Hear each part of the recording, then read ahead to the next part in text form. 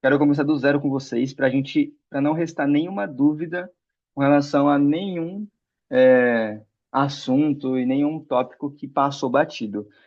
Quando eu conheci vocês, vocês estavam apresentando e fazendo seminários sobre essa matéria aqui, né? Sobre essa filosofia política, tanto do John Locke, do Thomas Hobbes e do Rousseau, né? Eu lembro de ter acompanhado vocês presencialmente sobre, e eu acho interessante a gente falar novamente, tá certo?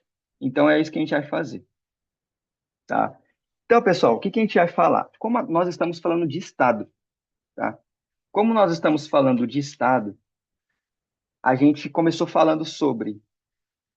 Opa, a gente começou falando sobre os elementos constitutivos do Estado, que é território, povo e soberania. Esses três elementos, eles compõem um Estado. Só que, como a gente já falou isso na aula passada, a gente agora, nessa aula aqui, a gente vai conversar sobre o, o período anterior ao Estado. Ou seja, a gente sabe que o Estado é composto pelos três elementos. Mas, e se não houver esses três elementos? O que é que pode acontecer com a sociedade, com a civilização? E quem foi que se dedicou a falar sobre isso e a estudar profundamente sobre isso foram os três filósofos que a gente vai conversar hoje: Thomas Hobbes, Rousseau e John Locke. Então, meio que a monitoria de hoje é sobre antes da monitoria um. Esquisito, né? Mas é sobre isso, tá? Então, screen. Filosofia política, vamos falar sobre o contratualismo, né? Sobre o contrato social, tá? Então, Thomas Hobbes, Jean-Jacques Rousseau, John Locke, eles se dedicaram, pessoal, na necessidade e no estudo de existir um Estado, né? E para que eles pudessem, de fato, pensar como a sociedade se comportaria sem o Estado, eles começaram a refletir no próprio indivíduo em si, tá? Ou seja, como que o indivíduo ele vai se comportar sem a presença de leis? Como que o indivíduo vai se comportar sem a presença de uma relação internacional do Brasil com os Estados Unidos? Como é que os brasileiros vão se comportar sem uma soberania, sem um território? Como é que o ser humano se comporta, tá? Então, começando a falar sobre o Thomas Hobbes. Thomas Hobbes, pessoal, ele afirma o seguinte: se não houver um Estado, as pessoas, a sociedade, ela vai entrar em colapso. Por quê? Por que que vai entrar em colapso? Porque é aquela célebre frase: o homem ele nasce bom. Não, o homem nasce bom não. O homem é o lobo do próprio homem. O homem no seu estado natural, ele é mau, ele é cruel, ele é egoísta. Então, pelo fato do ser humano ele ser mau, ser cruel e ser egoísta, é preciso ter um Estado. É preciso ter ordem, é preciso ter soberania, é preciso ter leis, sabe? Porque se não existir, todo mundo vai começar a se matar. Então, é preciso existir o Estado, tá? Deixa eu ir para o próximo tópico aqui.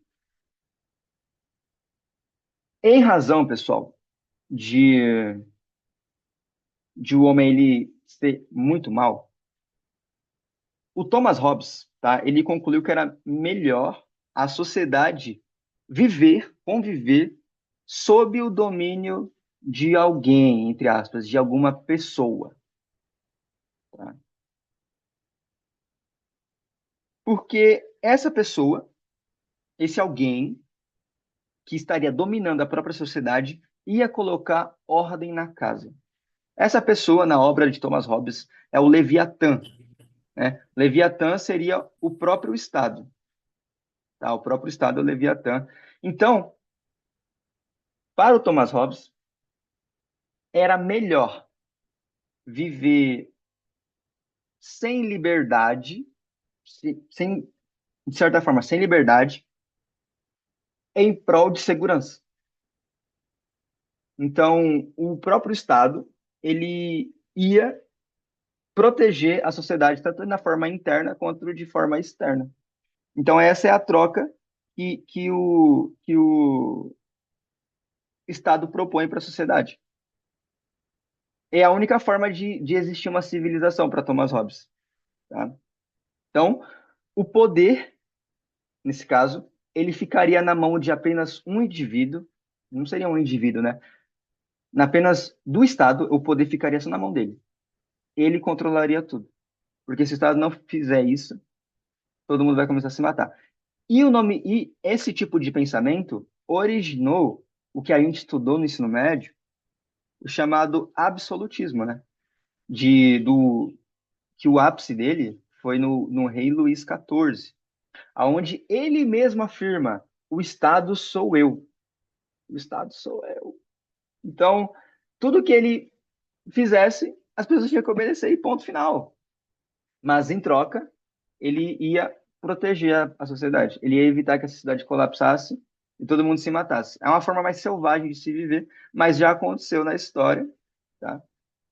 No famoso rei Luís XIV. Deixa eu ver se eu consigo abrir aqui, ó. Esse brother aqui. Esse cara aqui, eu estudei muito sobre ele no ensino médio. Então, é a personificação aí da questão do homem, a lobo do próprio homem, e a questão também da filosofia de Thomas Hobbes também, tá certo? Então, necessidade de domínio, só para recapitular aqui, né? Homem mau. Em razão disso, é preciso existir um domínio sobre esse homem que naturalmente já é mau. E, havendo esse domínio, a sociedade troca a sua liberdade pela sua própria segurança. E também com relação à segurança, com relação a outros povos, outras nações. Isso aí é o Thomas Hobbes. Beleza?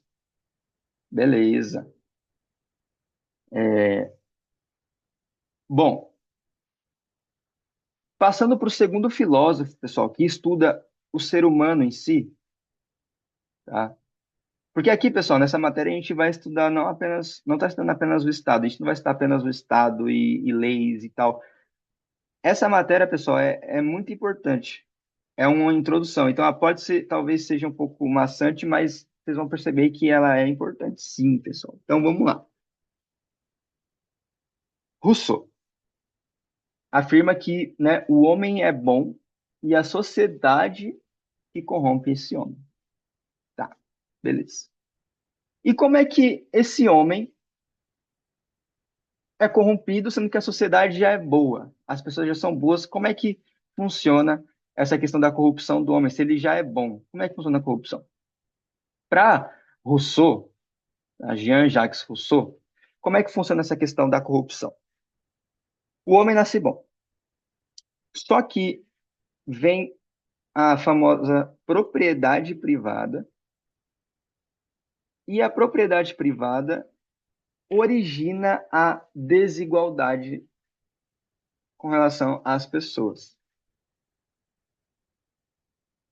E essa desigualdade gera um egoísmo, gera um sentimento de injustiça, raiva, ódio, e esse próprio sentimento que vai corromper o homem.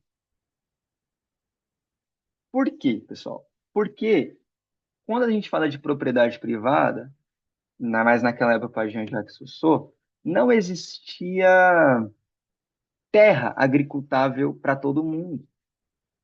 Não existia terra agricultável para todo mundo. Existia só para alguns. E para os que não tinham, para os que não tinham Aí eles se recorriam à confusão, à violência, à barbárie, porque eles foram corrompidos pelo egoísmo das pessoas. Só que essas pessoas que fizeram essa propriedade privada, que cultivaram essa propriedade privada e fecharam e tornaram essas terras aí novamente agricultáveis, eles não foram para formar essa propriedade privada no intuito de prejudicar alguém, mas sim sabendo que a propriedade privada ela promove uma melhor organização, a propriedade privada ela fornece uma maior proteção contra os animais, por exemplo, também pode gerar bastante lucro. E aí eles falaram, não, vamos fazer uma propriedade privada, porque a gente,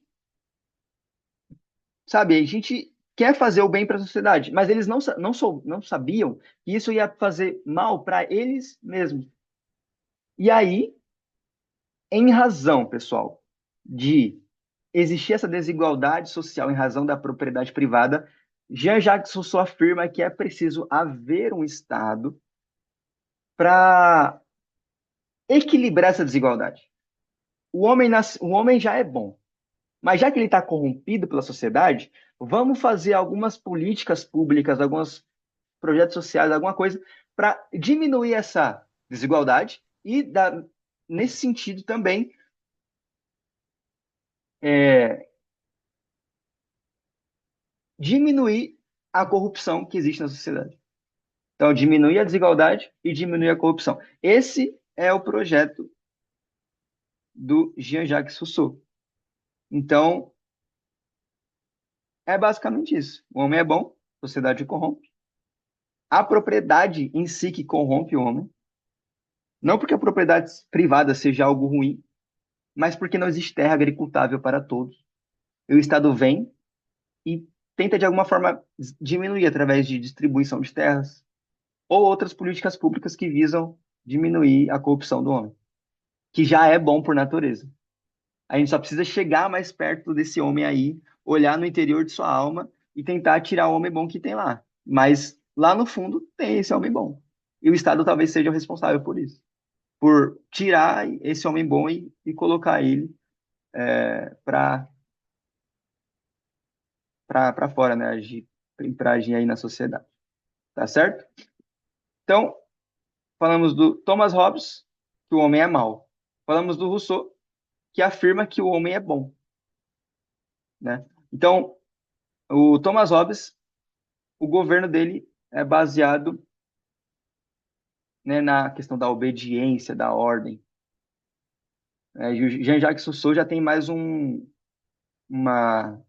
uma filosofia de, né, olhando mais para a sociedade, olhando mais para a desigualdade social, não na obediência. E o John Locke, ele parece que ele é o equilíbrio dos dois. Eu não sei, eu particularmente me identifiquei mais com a filosofia de John Locke.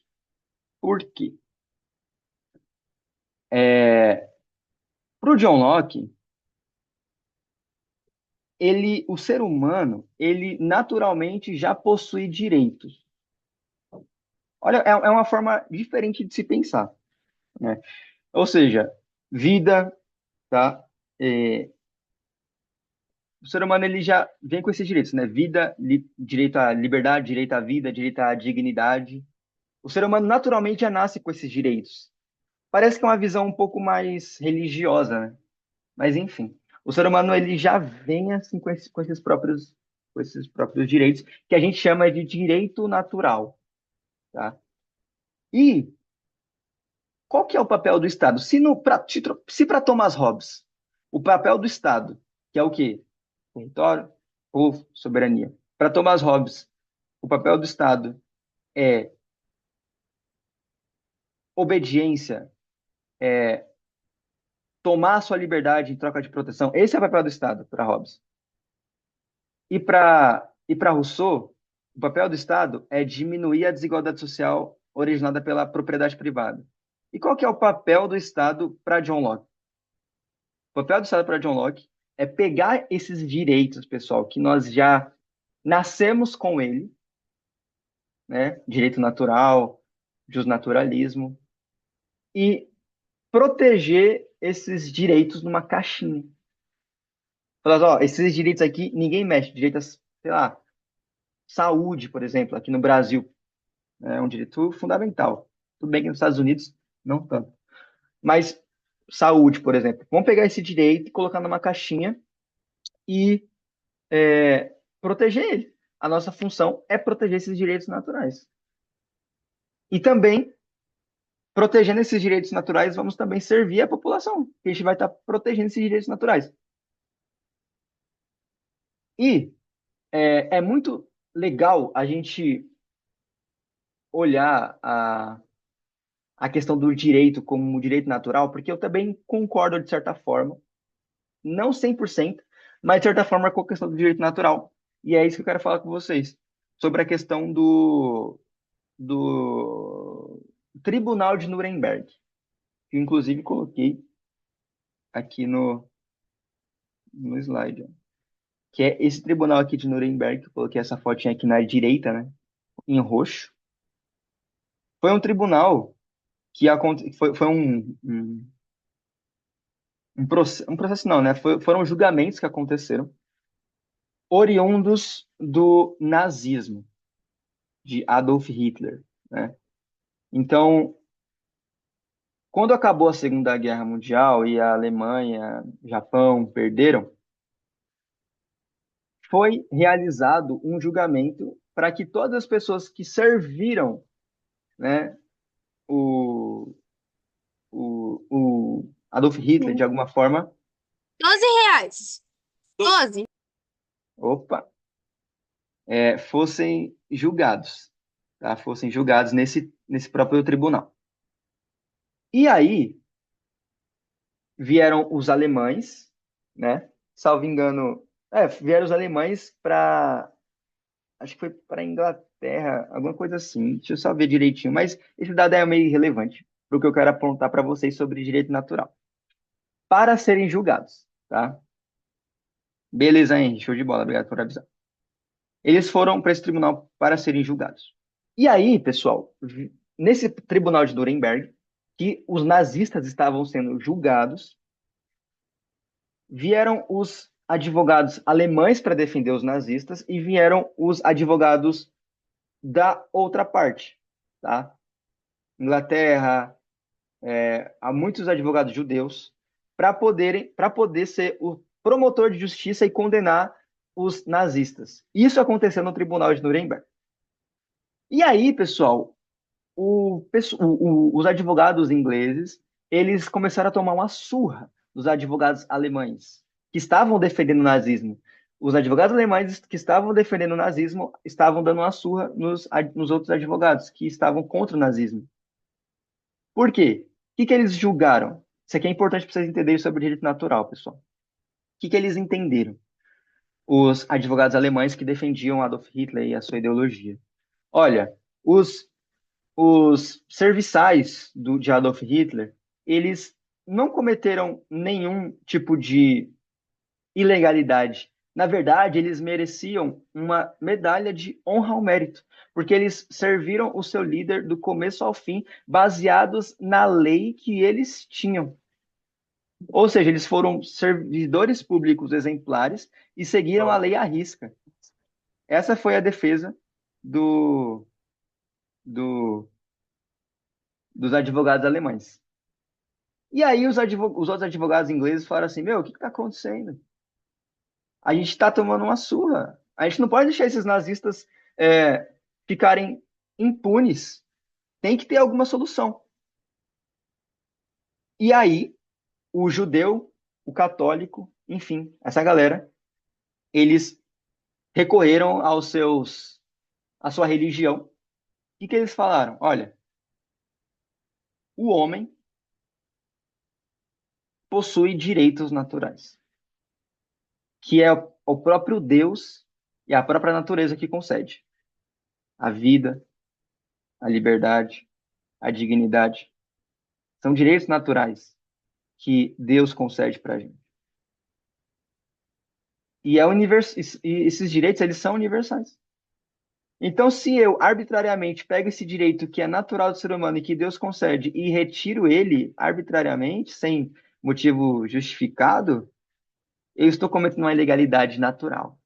E por conta disso, vocês estão condenados a, sei lá, 40 anos de prisão. E aí os nazistas foram condenados baseados nessa questão de John Locke que eu falei para vocês, na questão do direito natural, tá? Direitos naturais, proteção dos direitos, enfim. Foi em razão disso que os nazistas foram condenados lá no Tribunal de Nuremberg por conta dos direitos naturais, o justnaturalismo. Interessante, né? Muito legal esse link aí do que aconteceu, tá? Então, acabamos a monitoria, bem rápido mesmo. Semana que vem a gente vai abordar o slide capítulo 3. Não sei o que nos espera, não sei se vai ser mais legal, mais chato. Mas nós acabamos o capítulo 2, beleza? E eu vou fazer o seguinte: eu fiz um questionário para vocês novamente, o, o, todas as monitorias vão ter questionário, e com 10 questões. Pessoal da noite, as pessoas que acertaram as questões, eu não pude levar o brindezinho para vocês, porque na terça-feira passada foi feriado. Mas, nessa terça-feira agora, à noite, eu levo um brindezinho para quem gabaritar ou quem tirar a maior nota nesse questionário e também quem tirou a maior nota no questionário passado. O pessoal da manhã já entreguei o brindezinho para eles, porque quarta-feira não foi feriado. Então, o que que eu vou fazer agora? Eu vou fazer a chamada para ver quem está presente. Depois da chamada, eu vou mandar o link para vocês responderem, vou dar 10 minutos para vocês responderem e depois a gente corrige aqui na monitoria. É opcional, beleza? É opcional essa questão do, do questionário, beleza? Só para vocês ficarem mais tranquilos. Quem não quiser fazer, não faz. Quem quiser fazer, é bom para fixar, tá? No mais é isso. Vou fazer a chamada aqui rapidinho. Deixa eu gravar aqui com o meu telefone. Vamos lá. Alex, Alice, Ana Clara Gardina, Ana Clara Souza, Ana Júlia Rocha, Ana Paula, Bruna, Kaique, Caio, Camille, Carla, Carol, Constantino, Daiane, Daniel Ortiz, Emily Vitória, Fernanda Diamante, Fernando Nascimento, Gabriele Monteiro, Gabriele Vitória, Gisela Brandt, Gustavo Esteves, Henri Lucas, Dailon, Pedro, Isabela Pacheco, Isabelle Silva, Ítalo, Joseildo, Júlia Boldoni, Juliana, Kaline Vanceto, Caroline Martins, Laís e Aristóbulo, Laura, Leila, Luiz, Mariana Show, Nayara, Maiara Barros, Nayara Fadel, Nicole Gomes, Nil, Oliver, Noemi Duarte, Priscila Santos, Raul Moraes Guedes, Rodrigo Torres, Thaís, Vitor Diber, Vinícius Gabay e Yuri. E tem um rapaz chamado Zoom User. Quem é esse Zoom User? Se manifeste. Ah, ok. Breno Lopes, tá certo. Deixa eu ver aqui, ó. João Victor. É, beleza. Lá Estágio dos Santos. E João. Beleza. Nicole. Beleza, beleza. Pedro Franco. Beleza. Beleza. Show de bola, pessoal. Chamada registrada aqui, tá? Vou disponibilizar. Ah, fica tranquilo. Vou disponibilizar aqui para vocês a. Vamos voltar à reunião. Voltando a gravar também. Alguém comigo?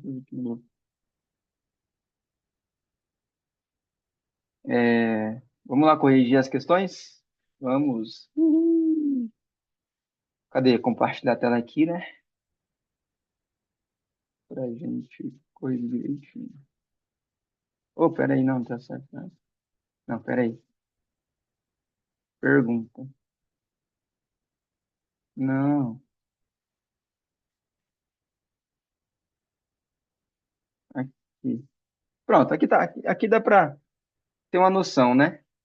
Porque eu não quero, tipo, se eu for de outro jeito, aí eu vou mostrar a resposta individual das pessoas. Eu acho que isso aí é antiético, né? Mostrar a resposta de cada um, né? Então, vamos pela por aqui, ó, pelo geralzão, beleza? Vamos lá. Questão número um. Tranquilo, né, pessoal? Nossa, sossegados aqui. Qual dos filósofos contratualistas defendia que o estado de natureza era uma guerra de todos contra todos? Né? O homem é o lobo do próprio homem. O homem é mau, cruel, egoísta por natureza e tem que ter o estado para poder controlá-lo. Né? Quem ia viver em conflito se não tivesse estado? Quem defendia essa ideia? Thomas Hobbes, questão C, tá? Um C. Dois. Para Hobbes, qual era a principal função do Leviatã? Principal função do Estado? É, promover a igualdade social? Não. Garantir a segurança e evitar a guerra civil? Parece que acerta, né? C. Proteger a propriedade privada? Não, nada a ver. D. Estabelecer a democracia direta, a vontade geral? Não. Quem tem esse foco de estabelecer a democracia, a vontade geral, é o que a gente conversou, que foi Jean-Jacques Rousseau, tá? Não é Hobbes. Então, a alternativa correta é a letra B. Questão 3. Rousseau criticava a sociedade de seu tempo. Por quê? Por promover a igualdade? Não, a sociedade. Digo. Ele criticava a sociedade porque ela corrompia o homem natural? Parece que é. C. Defender a liberdade absoluta? Não, ele não criticava por isso. Ele criticava a sociedade por ignorar a autoridade divina? Não, nada a ver. É a B, tá? Corrompeu o homem natural. 3B. Questão 4. Para Hobbes, o contrato social implicava a renúncia total da liberdade em troca de segurança? Aparentemente é isso, né, que a gente conversou, né? Eu vou renunciar minha liberdade em prol do Estado me proteger, tanto externamente quanto internamente. B. Para Hobbes, o contrato social implicava B. A preservação dos direitos naturais? Não, quem pensava dessa forma era John Locke. C. A criação de uma democracia direta? Não, quem pensava assim era Jean-Jacques Rousseau. D. A abolição da propriedade privada? Quem falava. Não, acho que nenhum filósofo falava isso, né? Então, a questão correta é A, 4A. 5. Qual filósofo contratualista via o estado de natureza como um estado de competição e medo constante? John Locke? Rousseau? Não, John Locke não, né? Rousseau muito menos. Hobbes ou Montesquieu? Era Hobbes, pessoal. Hobbes que via o estado de natureza do homem como conflito, crueldade, egoísmo, confusão, competição, medo. Por isso que tinha que vir o Estado, para evitar que essa barbárie viesse a ocorrer, tá bom? 5C. 6. Rousseau acreditava que a desigualdade entre os homens surgiu com. Rousseau é aquele cara da propriedade privada. A desigualdade surgiu com a criação do Estado? Não, o Estado veio justamente para extinguir a desigualdade, né? Não é a B. Rousseau acreditava que a desigualdade entre os homens surgiu com a instituição da propriedade privada? Sim. Com a instituição da vontade geral? Com a instituição da democracia? Não. Com a instituição da lei natural? Também não. A questão correta é a B. Beleza? Questão 7. Hobbes defendia que, no estado de natureza, os homens eram naturalmente bons? Não. B. Guiados pela razão e cooperação? Muito menos. C. Iguais em capacidade e desejo, o que gerava conflito? A mais certa. D. Dependentes da autoridade. Não, nada a ver. É a C. Iguais em capacidade e desejo, o que gerava conflito. Tranquilo, né? Agora só vai piorar. 8. Eita, polêmica. Rousseau criticava a ideia de representação política. Por quê?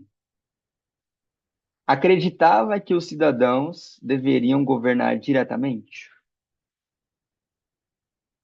Ele criticava a representação política porque ele acreditava que os cidadãos deveriam governar diretamente. Vamos lá. B. Porque ele defendia a monarquia absoluta? Não. C. Ele via a representação como uma forma de corrupção? Ou D. Acreditava em apenas os ricos deveriam governar? O pessoal tá bem dividido aqui, né? Tá dividido entre A e C. A B ali, 10% e a D ninguém marcou. A questão correta da 8, pessoal, é a alternativa A. Alternativa A. Por quê, pessoal? Por que não a C? Tá? O Rousseau, ele não via a representação como uma forma de corrupção. A representação política, ela era feita justamente para evitar a desigualdade. Por isso que veio o Estado. Iriam vir, né, representantes do Estado para poder diminuir a corrupção que a propriedade privada instituiu. Então, a representação não era uma ideia criticada por Rousseau. O que ele criticava era a propriedade privada. Por que que a alternativa A é correta? Acreditava que cidadãos deveriam governar diretamente. Ele está querendo dizer sobre a questão da democracia. Ou seja, pessoal, se tem apenas um poder, se tem o poder distribuído em 5 pessoas, 6 pessoas, que são pessoas poderosas, pessoas com posses, esse poder desequilibrado iria gerar a desigualdade social. Mas se todos os cidadãos tivessem esse direito de governar diretamente através do voto, através da democracia, onde todos mandam igual, ia diminuir a desigualdade, porque o poder que ele estava aqui, ele não ia ser distribuído apenas em um, dois, três. O poder que estava aqui, ele ia ser distribuído em todos. Isso seria uma maneira de minimizar a desigualdade social que Rousseau tanto pregou, tanto pregava. Então, a alternativa A é correta porque Rousseau, tá, acreditava que os cidadãos deveriam governar diretamente para evitar a desigualdade social. E a C é errada porque não é a representação política de pessoas que fazem a corrupção. Não é isso em si. Porque se eu fizer a representação de forma equilibrada, não vai gerar corrupção. O que gerava corrupção é a própria propriedade privada. Tá bom? Beleza. 9. Para Rousseau, a liberdade verdadeira só poderia ser alcançada por meio da obediência à vontade geral, democracia, da acumulação de propriedade privada. Não, ele era justamente contra isso, né? A verdadeira liberdade, ela vem por meio da renúncia da vida em sociedade. Eu vou renunciar? Não. Ou da imposição de um governo autoritário. Não, Rousseau, ele era o mais pacífico, né? O mais socialista, não sei se é a palavra correta, né? Então, a alternativa correta é a letra A. E, por fim, a 10, tá? É,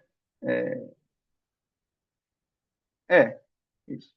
Por fim, a 10. Qual filósofo contratualista defendia que o contrato social era uma forma de alienação total dos direitos individuais? A. Locke. B. Rousseau. C. Hobbes. Ou D. Montesquieu? Ó, a maior parte das pessoas colocaram Rousseau, né? É, é porque talvez esteja numa linguagem mais técnica, né? Mas é bom para que vocês possam começar a acostumar, né? É, se eu pegar os meus direitos individuais, direito à vida, direito à liberdade, direito à saúde, direito à dignidade, que são direitos individuais, e renunciá-los em prol de alguma coisa, eu estou indo na linha de Hobbes. Por quê?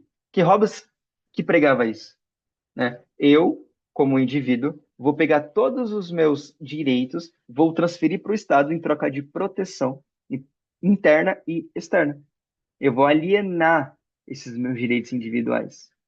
Rousseau não falava sobre alienação dos direitos individuais, tá? Rousseau, ele falava que, na verdade, Rousseau ele visava proteger, mais do que alienar os direitos individuais, né? Como a gente falou, o homem é bom, a sociedade o corrompe, quem corrompe é a propriedade privada, e a gente, como Estado, vamos distribuir a propriedade privada entre as pessoas para que diminua a desigualdade social. Não tem nada sobre alienar direitos individuais para o Estado cuidar, não, nada disso. Quem fala exatamente sobre isso, pessoal, é Thomas Hobbes, não é Jean-Jacques Rousseau, como muitos falaram. Então, a alternativa correta da, da questão 10 é a letra C, tá bom? Letra C, Thomas Hobbes. Tá? Vou mandar o gabarito lá no grupo do WhatsApp. Deixa eu só. Enfim. Então, eu vou mandar o gabarito no grupo do WhatsApp. Então, vou corrigir também e mandar no grupo também quem foi que conseguiu a pontuação, para que eu possa levar o brindezinho para vocês na turma de vocês também, tanto no noturno quanto no matutino. Alguma dúvida, pessoal, quanto à matéria de hoje?